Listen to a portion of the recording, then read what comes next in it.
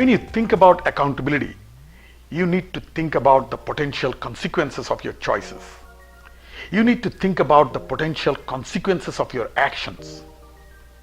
You need to think deeply about both. It's easy to have a knee-jerk reaction and to make your decision based on a moment in time. It's easy to make a decision when you don't have to think about the outcome of that choice. True accountability requires you to question your own choices and to question them profoundly. Will you hurt or embarrass someone? Is your decision based on ego or a caring mindset?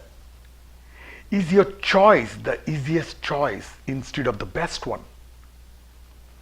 You don't need to sit alone in the dark or on a beach by yourself. You just need to focus to think deeply. When I need to make decisions, I like to go for a walk, unplugged.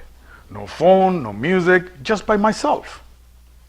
For me, deep thinking comes from quiet and solitude, usually during a walk along the ocean near my home. Knowing how small I am compared to the ocean helps me put things into perspective. You cannot focus while checking email, looking at Facebook or reading text or talking on the phone.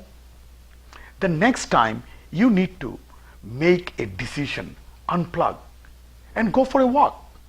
You'll be amazed at how much clarity you achieve and how much more impactful in a positive way your choices will be.